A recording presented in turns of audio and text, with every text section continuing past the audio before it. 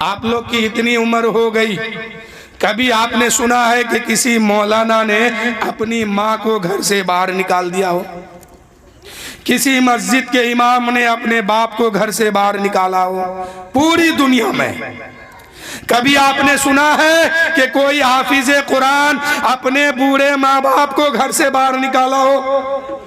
اور ہم روز سنتے ہیں فلاں ماسٹر نے اپنی ماں کو گھر سے باہر نکالا، فلاں ڈاکٹر نے اپنی ماں کو گھر سے باہر نکالا، فلاں انجینئر نے اپنی ماں کو گھر سے باہر نکالا۔ آخر وجہ کیا ہے؟ انسان یہ بھی ہے، انسان وہ بھی ہے، لیکن وہ بوڑھے ماں باپ کو گھر سے باہر نکالتا ہے اور یہ بوڑھے ماں باپ کا قدم چومتا ہے، تلوا چومتا ہے۔ وجہ کیا ہے؟ وجہ یہ ہے کہ اس نے جتنا پڑھائی کیا، کسی نے یہ سبق نہیں دیا کہ تیری جنت تیری ماں کے قدم کے نیچے ہے، اور اس نے جتنی پڑھائی کیا ہر جگہ بتایا گیا کہ تیری ماں کی جنت تیری ماں کے قدم کے نیچے ہے۔ حدیث بتایا گیا، حضور فرماتے ہیں خبردار اگر تیری ماں ناراض ہو کر کے اس دنیا سے چلے گئی تو تمہارے لیے جنت ختم ہو گئی۔ یہ کہاں پتا چلے گا؟ یہ معلوم کہاں ہوگا کہ اگر ماں ناراض ہو گئی تو جنت گئی، باپ ناراض ہو گیا جنت کا دروازہ بند ہو گیا، اب یہ کھلے گا نہیں۔ حضور فرماتے ہیں کہ دو شخص جنت میں کبھی نہیں جائے گا۔ آئی ہے بات تو سن لیجئے، پھر میں شادی کے تعلق سے بولوں گا۔ حضور فرماتے ہیں دو شخص جنت میں کبھی نہیں جائے گا، ایک وہ جس کے والدین یعنی ماں باپ، جس کی ماں اس سے ناراض ہو اور اس دنیا سے چلی گئی ہو، ماں کو خوش نہیں کر پایا، ماں کو راضی نہیں کر پایا، اور ماں اسی معاملے میں اس دنیا سے چلی گئی، اور ماں بیٹے کے اندر نا اتفاق رہا، ماں اپنے بیٹے سے خوش نہیں رہی، اور اسی عالم میں ماں اس دنیا سے چلی گئی۔ اب اس بیٹا کے لیے ہمیشہ کے لیے جنت کا دروازہ بند ہو گیا۔ جب اس تعلیم کو ہم اپنے بچوں کو دیں گے، پھر جب بڑھاپے میں پہنچیں گے تو آپ کا بیٹا یا آپ کی بیٹی کبھی بھی آپ کو گھر سے باہر نہیں نکالیں گے، اور صرف انجینئر کی پڑھائی پڑھائیے گا، ڈاکٹر کی پڑھائی پڑھائیے گا۔ اس ماڈرن زمانے میں ہوگا کیا کہ بڑھاپے میں آپ کو گھر سے بھگایا جائے گا، گھر سے باہر نکالا جائے گا۔ دوسرا کون؟ جو شخص میرے نبی کی شان میں ادنا سے ابھی گستاخی کی ہو اور توبہ کیے بغیر مر گیا، ہمیشہ کے لیے جنت کا دروازہ اس کے لیے بند ہو گیا۔ اب ان دونوں میں سے ایک شخص کے پاس ایک موقع بچا ہے۔ ان دونوں میں جن دونوں پر جنت کا دروازہ بند ہوا ہے، ان دونوں کے لیے ایک موقع ایک شخص کے لیے بچا ہے۔ وہ شخص کون ہے؟ ماں کا گستاخ۔ جب قیامت کا دن ہوگا اس کی ماں کو اس کے سامنے لایا جائے گا اور کہا جائے گا اپنے بیٹے کو بخش دے، اپنے بیٹے کو معاف کر دے، نہیں تو تیرا بیٹا دوزخ میں جائے گا۔ اگر ایسے عالم میں ماں اپنے بیٹے کو اگر معاف کر دیتی ہے تو تب تو ٹھیک ہے، اگر ایسے عالم میں معاف نہیں کی تو پھر وہ بیٹا ہمیشہ کے لیے دوزخ میں چلا جائے گا۔ اور پہلا اور دوسرے نمبر پہ وہ ہے جو میرے نبی کی شان میں ادنا سا بھی گستاخی کی ہو، ادنا سا بھی توہین کی ہو اور مر گیا اسی توہین کرتے کرتے، توبہ نہیں کی، تو ہمیشہ کے لیے ایسے شخص جو ہے دوزخ میں رہیں گے، اس کے لیے کوئی اور موقع نہیں ہے، ایسے شخص کے لیے کوئی موقع نہیں ہے۔ تو میں بتا رہا تھا کہ آپ اپنے بچوں کو جو چاہے پڑھائیے، مجھے اس سے کوئی اعتراض نہیں ہے، چاہے ڈاکٹر بنائیے، ماسٹر بنائیے، انجینئر بنائیے، ڈی ایم بنائیے، سی ایم بنائیے، پردھان منتری بنائیے، بہت خوشی کی بات ہے۔ لیکن ان سب سے پہلے اگر اس کو دین کی تعلیم دیتے ہیں، قرآن کی تعلیم، حدیث کی تعلیم، حدیث پاک سناتے ہیں، پڑھاتے ہیں، جب وہ بچہ دین سیکھ کر کے آگے بڑھے گا، نماز بھی صحیح سے پڑھے گا، قرآن بھی صحیح سے پڑھے گا، لوگوں سے جو بات کرے گا وہ بھی صحیح سے کرے گا، اور بڑھاپے میں ماں باپ کی خدمت بھی کرے گا، ماں کی شان کے سامنے کبھی وہ توہین نہیں کرے گا۔ لیکن یہ تعلیم آپ کو اسکول میں نہیں، کالج میں نہیں، کہیں پر نہیں ملنے والی ہے۔ یہ تعلیم جب بھی ملے گی تو علماء سے ملے گی، مدرسے سے ملے گی، مسجد سے ملے گی۔ آج ہوتا کیا ہے کہ ہم سب دنیا بنانے کے چکر میں اپنی آخرت کو بھول جاتے ہیں۔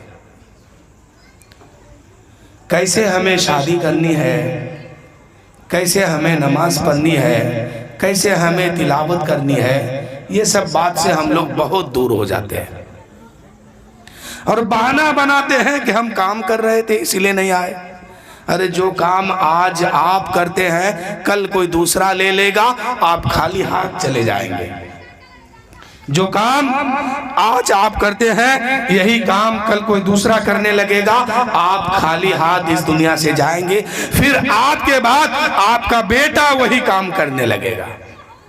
مثال کے طور پر آپ اس دنیا میں زیادہ دن کے لیے نہیں آئے ہیں، مختصر سا وقت لے کے آئے ہیں۔ اسی دنیا میں ہمیں اب اللہ و رسول کو راضی کرنا ہے۔ کیسے کریں گے؟ کیسے کریں گے؟ جب ہم سنت مصطفیٰ پر عمل کریں گے۔ اللہ فرماتا ہے، اے میرے بندے، تم اپنی زندگی کو بہتر بنانا چاہتے ہو، تم اپنی زندگی کو اچھی بنانا چاہتے ہو، تم سکون کی زندگی چاہتے ہو، تو ادھر ادھر کہاں جاتے ہو؟ میرے مصطفیٰ کی پیروی کرو، میرے نبی کی حدیث پر عمل کرو۔ میرے نبی نے جو فرمایا ہے اس پر جب تم عمل کر کے اس دنیا میں جاؤ رہو گے تو یہاں بھی سکون کے ساتھ رہو گے، اور اس دنیا میں پہنچو گے وہاں بھی سکون کے ساتھ رہو گے۔ اب ہم عمل کیسے کریں؟ تو ہمیں کھانا کیسے ہے؟ ہم نبی کا طریقہ دیکھیں گے، نبی کی سنت دیکھیں گے۔ ہمیں سونا کیسا ہے؟ ہم نبی کی حدیث دیکھیں گے۔ ہمیں چلنا کیسے ہے؟ ہم نبی کی سیرت کو دیکھیں گے۔ ہمیں کیا بولنا ہے، کیسے زندگی گزارنی ہے، ہمیں کیا کرنا ہے، باپ کے ساتھ کیسے بولنا ہے، ماں کے ساتھ کیسے بولنا ہے، ہم نبی کی حدیث کو دیکھیں گے۔ اعلیٰ حضرت کہتے ہیں اگر اپنے باپ سے بولنا ہے، اپنی ماں سے بولنا ہے تو ڈائریکٹ تم اس سے بات نہیں کر سکتے ہو، ڈائریکٹ اس سے بات نہیں کر سکتے ہو۔ اب اعلیٰ حضرت آگے لکھتے ہیں، اور میرے نبی فرماتے ہیں کہ تمہاری جنت ماں باپ کو راضی رکھنے میں ہے، ماں باپ کو خوشی دینے میں ہے، اور ماں کے قدم کے نیچے جنت، باپ کے قدم کے نیچے جنت کا دروازہ۔ صوفیہ فرماتے ہیں کہ اگر تم چاہتے ہو جاننا کہ میرا خدا مجھ سے راضی ہے کہ ناراض ہے، جملہ میں غور کیجئے گا، میرا خدا مجھ سے راضی ہے کہ ناراض ہے، تو تم اپنے گھر چلے جاؤ، اپنی ماں کو دیکھو، اپنے باپ کو دیکھو کہ یہ لوگ تم سے راضی ہے کہ نہیں۔ اگر یہ لوگ تم سے راضی ہے تو سمجھو کہ خدا بھی راضی ہے، خدا کے رسول بھی راضی ہے۔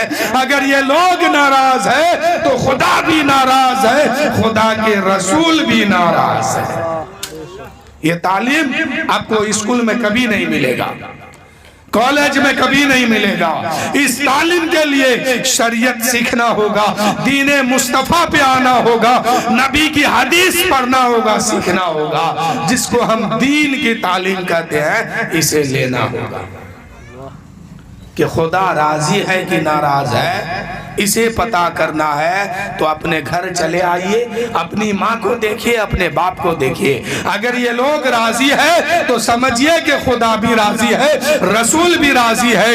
خدا فرماتا ہے کہ اے میرے بندے، اگر مجھے خوش کرنا ہے تو پہلے اپنی ماں کو خوش کر، اپنے باپ کو خوش کر۔ ماں باپ سے بولنے کے آداب میں سے ایک آداب سماعت کیجئے۔ ماں باپ سے آپ ڈائریکٹ جا کے بات نہیں کر سکتے، لیکن آج ماں کو بڑھیا کہہ کے لوگ پکارتے ہیں، کبھی کبھی ماں کو گالی دے دیتے ہیں۔ وہی ماں اگر بڑھاپے میں پہنچ جائے تو ماں کو گھر سے باہر نکال دیتے ہیں۔ وہی ماں اگر بیمار ہو جائے تو ماں کو تکلیف دیتے ہیں، دوائی تک لا کے نہیں دیتے ہیں۔ ایک ماں کا 4 بیٹا ہے، ایک ماں کا 5 بیٹا ہے، ایک ماں کا 6 بیٹا ہے۔ ایک ماں اکیلے 6 بیٹے کی پرورش کی تھی، لیکن 6 بیٹا کہتا ہے 1 مہینہ میری ماں تیرے پاس کھائے گا، تیرے پاس 1 مہینہ، تیرے پاس 1 مہینہ، یعنی 6 بیٹا مل کر کے ایک ماں کی پرورش ڈھنگ سے نہیں کر پا رہا۔ یہ حقیقت ہے۔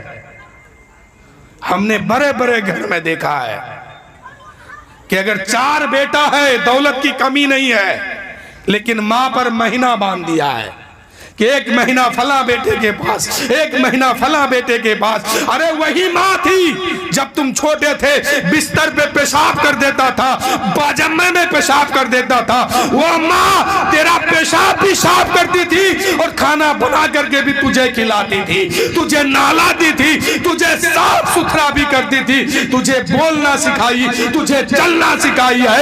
ایک ماں اکیلے 4 بچوں کی پرورش کی ہے، لیکن یہاں 4 بیٹا مل کر کے ایک ماں کی پرورش نہیں کر پاتا۔ اگر ماں بیمار ہے تو دوائی لا کے نہیں دیتے ہیں، ماں بیمار ہے اس کی دیکھ بھال نہیں کرتے ہیں، اوپر سے کہتے ہیں 1 مہینہ چھوٹے بیٹے کے پاس رہو، 1 مہینہ بڑے بیٹے کے پاس رہو۔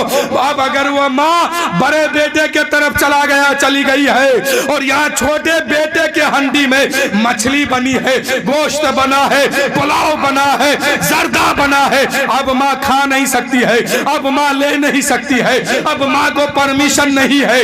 آخر وجہ کیا ہے؟ وجہ یہ ہے کہ ماں کا بٹورا ہو گیا ہے۔ ابھی ماں بڑے بیٹے کی طرف ہے تو یہاں چھوٹے بیٹے کے ہنڈی سے کھانا نہیں لے سکتی ہے۔ تو میرے دوستو یہ طریقہ اپناؤ گے تو جنت سے ہاتھ دھو بیٹھو گے، جنت کھو دو گے، اس لیے کہ تمہاری جنت تم کو ماں راضی کرنے کے صدقے میں ملے گی۔ اگر ماں راضی ہوگی تو جنت ملے گی۔ آج کیا ہوتا ہے؟ لوگ فلاں عالم کے پاس جاتے ہیں، فلاں مولانا کے پاس جاتے ہیں، فلاں درگاہ میں جاتے ہیں، آپ سب جگہ جائیے، لیکن سب سے بڑا پیر آپ کے گھر میں موجود ہے، سب سے بڑا پیر آپ کے لیے آپ کے گھر میں موجود ہے۔ اس پیر کا قدم چوم کے کہہ دیجئے کہ میری ماں میرے لیے رب کی بارگاہ میں ہاتھ اٹھا کے دعا کر دو۔ اے میرے دوستو، آپ کا پیر دعا کرے، آپ کا امام دعا کرے، آپ کے مسجد کے لوگ دعا کرے آپ کے حق میں، وہ دعا قبول ہوگی کہ نہیں ہوگی اس کی کوئی سند نہیں ہے، لیکن اللہ کے رسول فرماتے ہیں کہ اگر ماں دعا کے لیے ہاتھ اٹھا دے یقیناً وہ دعا اللہ کی بارگاہ میں قبولیت کے منصب پر فائز ہو جاتی ہے۔ ماں کیا ہے؟ ماں وہ ہستی ہے کہ آپ اپنی ماں سے زوردار آواز سے بات نہیں کر سکتے ہیں۔ زوردار تو کیا، ڈائریکٹ بھی جا کے نہیں بول سکتے ہیں کچھ۔ کیسے بات کرنی ہے؟ کیسے بات کرنی ہے؟ اعلیٰ حضرت کہتے ہیں کہ پہلے ان سے پرمیشن لو۔ اگر کوئی ضرورت پڑے ماں سے بات کرنے کی تو پہلے اس سے جا کے پرمیشن لو۔ اب پرمیشن کیسے لینی ہے؟ ایسے نہیں کہ اے میری ماں میں تم سے بات کرنا چاہتا ہوں، نہیں، اعلیٰ حضرت کہتے ہیں غلام اور بادشاہ، جیسے ایک غلام آدمی بادشاہ سے پرمیشن لیتا ہے، ایسے ہی غلام بن کے ماں کے سامنے جاؤ اور ان سے پرمیشن لو کہ اے میری ماں میں آپ سے کچھ بات کرنا چاہتا ہوں۔ اگر ماں پرمیشن دے دے تو ٹھیک ہے، جب کا دے تب غلام کی حیثیت کے ساتھ ان کی بارگاہ میں جاؤ اور ان سے بات کرو، یہ ماں سے بات کرنے کی عادت ہے۔ لیکن آج ماحول کتنا خراب ہوا ہے، آج معاشرہ کتنا بگڑا ہے، ہم ماں کو ماں نہیں سمجھتے ہیں، باپ کو باپ نہیں سمجھتے ہیں، جبکہ خدا کہتا ہے کہ اگر تم مجھے راضی کرنا چاہتے ہو تو پہلے اپنی ماں کو راضی کرو، ماں کو خوش کرو، باپ کو خوش کرو تو ہم بھی تجھ سے راضی ہو جائیں، میں بھی تجھ سے راضی ہو جاؤں گا۔ تو میرے دوستو، اللہ و رسول کو اگر خوش کرنا ہے، اگر راضی کرنا ہے تو پہلے ماں کو راضی کرو، باپ کو راضی کرو، بھائیوں کو راضی کرو، سب کو راضی کر کے جاؤ، اس لیے کہ آپ کے دل جب تک پاک و صاف نہیں ہوگا تب تک کوئی عبادت آپ کی قبول نہیں ہوگی۔ آپ ہم جو بھی ہو، نماز پڑھتے ہیں، روزہ رکھتے ہیں، سجدہ کرتے ہیں، تلاوت کرتے ہیں، یہ بھی ایک عبادت ہی ہے، سب کچھ کرتے ہیں۔ قبول کب ہوگی؟ جب دل انا سے پاک ہوگا، دل حسد سے پاک ہوگا، دل بغض سے پاک ہوگا۔ آج بھائی بھائی کا رشتہ دیکھیے کیسا ہے صاحب، بھائی بھائی سے بولنے کے لیے تیار نہیں ہے، بھائی بھائی کا دشمن بنا ہوا ہے۔ آقا کریم فرماتے ہیں جو اپنے رشتہ دار، جو اپنے بھائی کے لیے اپنے دل میں حسد و کینہ رکھے، اس کی نماز، اس کا سجدہ، اس کی دعا اللہ کی بارگاہ تک نہیں پہنچتی ہے، بلکہ فرماتے ہیں میرے آقا کہ اس کی دعا، اس کا سجدہ، اس کی نماز اس کے سر کے اوپر تک نہیں جاتی ہے۔ ہمیں کیسے رشتہ نبھانا ہے، ہمیں اس رشتے کو دیکھنا ہوگا۔ حضرت ابو ہریرہ رضی اللہ تعالیٰ عنہ بہت بڑے صحابہ ہیں، صحابی ہیں، حضور کی بارگاہ میں رہتے تھے۔ حضرت ابو ہریرہ حضور کی بارگاہ میں رہتے تھے۔ ایک دن کسی کام سے ملک شام سے ان کا گزر ہو گیا، ملک شام کے طرف چلے گئے۔ صحابہ کا دور ختم ہو رہا تھا اور بہترین تابعی کا دور شروع ہو رہا تھا۔ ایسے عالم میں حضرت ابو ہریرہ ملک شام کے طرف سے گزر رہے ہیں۔ وہاں کے لوگوں نے دیکھا کہ صحابی رسول حضرت ابو ہریرہ ادھر سے گزر رہے ہیں۔ ان لوگوں نے جا کے دامن تھام لی، کہنے لگے اے صحابی رسول، آپ تو میرے نبی کا صحابی ہیں، آپ کی دعا اللہ کی بارگاہ میں یقیناً قبول ہوگی، آپ میرے لیے، ہم سب کے لیے اللہ کی بارگاہ میں دعا کر دیجئے۔ کیوں کہ آپ صحابی رسول ہیں، میرے نبی کا صحابی آپ ہیں۔ حضرت ابو ہریرہ نے فرمایا یقیناً میں دعا کروں گا، یقیناً میں دعا کروں گا، لیکن میری ایک شرط ہے، میری ایک شرط ہے، میں دعا کروں گا ضرور۔ ایک بھیڑ لگ گئی۔ کیوں بھیڑ لگی؟ کہ صحابی کا گزر ہو رہا تھا۔ آج اگر ہماری بستی میں، ہمارے محلے میں اگر کوئی پیر صاحب آ جائے تو ہم لوگ جمع ہو جاتے ہیں۔ کیوں؟ کہ ہم لوگوں سے وہ اچھے زیادہ ہیں۔ وہ تو صحابی رسول تھے، جب لوگوں نے ان کا دامن تھاما تو کافی شور مچ گیا اور پورے علاقے کے لوگ جمع ہو گئے کہ حضرت ابو ہریرہ دعا کریں گے، یقیناً دعا قبول ہوگی، ہم بھی شامل ہو جاتے ہیں۔ وہ کہتا ہے ہم بھی شامل ہو جاتے ہیں۔ ایک بھیڑ لگ گئی ہے، ایک مجمع سجا ہے، ایک محفل سجی ہے۔ حضرت ابو ہریرہ نے کہا میں دعا کروں گا ضرور، لیکن میری ایک شرط ہے۔ لوگوں نے کہا حضرت فرمائیے وہ شرط کیا ہے؟ حضرت ابو ہریرہ نے فرمایا او لوگوں سنو، میں دعا تو ضرور کروں گا لیکن میری شرط یہ ہے کہ ان لوگ کو اس محفل سے نکال دو جو رشتہ توڑ کے رکھا ہے۔ کس کو نکالنے کی بات ہوئی؟ ان لوگوں کو اس محفل سے، اس بھیڑ سے چھانٹ کے نکال دو جو اپنا رشتہ اپنے بھائی کے ساتھ، اپنی بہن کے ساتھ، اپنے رشتہ داروں کے ساتھ رشتہ توڑ کے رکھا ہے۔ ایسے لوگوں کو اس محفل سے باہر نکالو، پھر میں دعا کروں گا۔ سارے لوگ سر کو نیچے کر لیے، کوئی نہیں اٹھا۔ کتنے سچے لوگ تھے وہ، کتنے اچھے لوگ تھے وہ، کہ ایک بھیڑ لگ گئی ہے، شرط لاگو ہو چکا ہے، لیکن اٹھا کوئی نہیں ہے۔ کیا سمجھے؟ سارے کے سارے کا دل پاک تھا، سارے کے سارے کا دل پاک تھا۔ کچھ دیر کے بعد ایک نوجوان کھڑا ہوا اور ہاتھ جوڑ کے کہا حضرت ابھی دعا نہیں کیجیے گا، میں آ رہا ہوں۔ گیا، کہاں گیا؟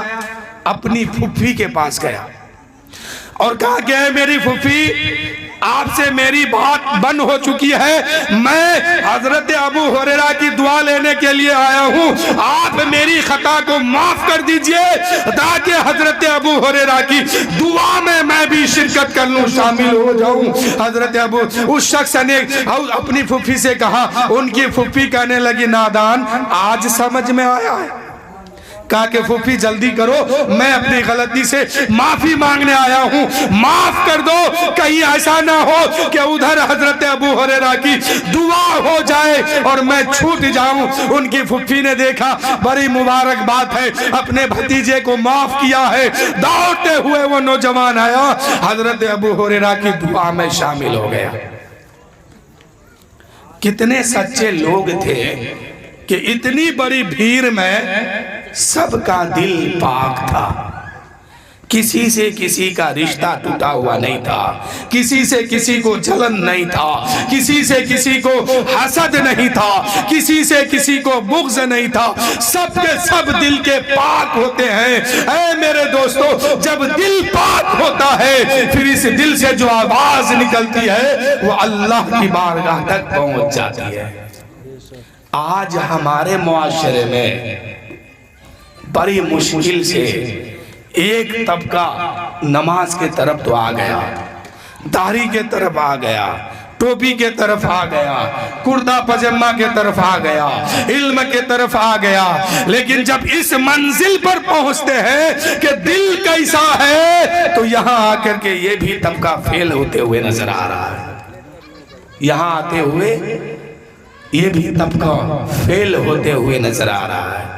تو میرے دوستو، وقت بہت کم ہے اور ابھی مدرسہ خوئلور سے ہمارے بیچ میں حضرت علامہ حضرت حافظ و قاری شاہنشاہ صاحب جلوہ افروز ہیں، ابھی ان کی بھی خطابت سماعت کرنی ہے۔ بس مختصر انداز میں اپنی گفتگو بھی ختم کر دوں، اس لیے کہ گھر والوں نے کہا تھا کہ ذرا جلدی کیجئے گا، کھانا کھلانا ہے۔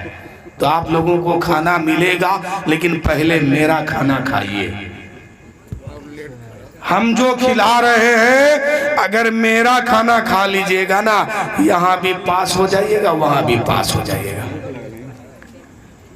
میرا کھانا کیا ہے کہ اپنی زندگی رسول کے زندگی کے مطابق ڈھال لو، رسول کی سیرت کے مطابق اپنی زندگی گزارو۔ اپنی زندگی گزارنے سے پہلے اپنا ہر کام سے پہلے دیکھ لو کہ اس کے بارے میں میرے نبی نے کیا فرمایا ہے، اس کے بارے میں میرے نبی کی سنت کیا ہے۔ جب ہم اپنی زندگی میں سونے جائیں، سونے سے پہلے نبی کی سنت دیکھیں گے کہ میرے نبی کی سنت کیا ہے، اس انداز میں جب ہم سوئیں گے یقیناً ہمارا سونا بھی عبادت ہوگا۔ ہم کھانا کھانے بیٹھیں گے، نبی کی سنت کو دیکھیں گے، میرے نبی کی سنت کیا ہے، اس سنت کے مطابق ہم کھانا کھائیں گے، ہمارا کھانا بھی عبادت میں شامل ہوگا. ہم جب نماز پڑھنے جائیں گے, ہم جب روزہ رکھنے جائیں گے, ہم جب اپنا قدم آگے بڑھائیں گے تو ہم سنت مصطفیٰ پر عمل کر کے ہم اپنا قدم آگے بڑھائیں گے. ہمارا چلنا بھی عبادت, ہمارا بولنا بھی عبادت, ہمارا سننا بھی عبادت. کیا سمجھے کہ نبی کے طور و طریقے پر چلنا یہ عبادت ہے. چاہے وہ کھانا کھاؤ, چاہے وہ پیدل چلو, چاہے وہ سو, چاہے کچھ بھی کرو, جب نبی کی سنت کے مطابق اپنی زندگی کو ڈھال دو گے, ہر لمحہ عبادت میں آپ کی زندگی گزرتے ہوئے نظر آئے گی. پھر ہوگا کیا؟ یہاں بھی کامیاب, وہاں بھی کامیاب, یہاں بھی آسانی, وہاں بھی آسانی. میرے دوستو, یہ دنیا ہے دنیا, اس دنیا میں ہر طرح کے لوگ رہتے ہیں. کچھ لوگ دین پر چلتے ہیں, کچھ لوگ دین سے دور ہو کے چلتے ہیں. لیکن میرے دوستو, میرا کہنا مانیے تو اپنے نبی کی سنت پر اپنی زندگی گزارنے کی کوشش کیجئے. اپنے گھر میں اگر شادی ہو, چاہے وہ لڑکا کا ہو یا لڑکی کی ہو, جس کی بھی شادی ہو, شادی سے پہلے سنت پر نظر ڈالیں گے. باراتی نکالنے سے پہلے سنت پر نظر ڈالیں گے. کھانا کھلانے سے پہلے سنت پر نظر ڈالیں گے. یقیناً یہ شادی ہماری قابل قبول ہوگی اور اس میں برکت بھی ہوگی. کیوں برکت ہوگی؟ ہم سنت پر عمل کر کے کیے ہیں, ہم ہر کام سنت کے مطابق کیے ہیں, تو یقیناً اس شادی سے برکت بھی ہوگی اور اس شادی میں اللہ تعالیٰ توفیق بھی دے گا. تو میرے دوستو, انہی چند جملوں کے ساتھ میں اپنی گفتگو ختم کر رہا ہوں. 15 منٹ کے لیے حضرت کی خطابت ہوگی, اس کو بھی سماعت کر لیجئے. اس کے بعد میں پھر آپ سب مل کر کے سلام پڑھ کے دعا مانگ کے کھانا کھا کے گھر, کہ کس شہر کی آمد ہے کہ رن کانپ رہا ہے, رن ایک طرف چرخ کوہن کانپ رہا ہے. اب آپ کے سامنے حضرت حافظ و قاری محمد شہنشاہ صاحب آئیں گے, اور آپ کے شاعر صاحب بھی کہتے ہیں کہ دو شعر ہم کو بھی پڑھنے دیجئے. تو آپ لوگ گھبرائیے گا نہیں, حضرت کا 10 منٹ دے, 5 منٹ کاٹ لیجئے. 10 منٹ حضرت شہنشاہ صاحب رہیں گے, 5 منٹ ان کو دے دیجئے. 15 ہی منٹ میں سب کچھ کرنا ہے. تو آئیے سب سے پہلے جو ہے شہنشاہ صاحب کی سن لیجئے, چاہے وہ نعت سنائے, منقبت سنائے, جو بھی سنائے, اور ہم سامعین کے دلوں کو منور و مجلہ فرمائے. وآخر دعوانا الحمدللہ رب العالمین. اللہ تعالیٰ کی بارگاہ میں دعا ہے, مولا اس محفل کو قبول فرما, اور جس مقصد سے اس محفل کو سجائے ہیں مولا, اس میلاد النبی کے صدقے میں اس مقصد پر کامیابی عطا فرما. یعنی سنت کے مطابق شادی ہونے کی توفیق عطا فرما, اور اس رشتے کو ہمیشہ قائم عطا فرما. سب کوئی مل کے پڑھے لا الہ الا اللہ محمد الرسول اللہ صلی اللہ علیہ وسلم. کہاں ہو رہا ہے؟ ہاتھے میں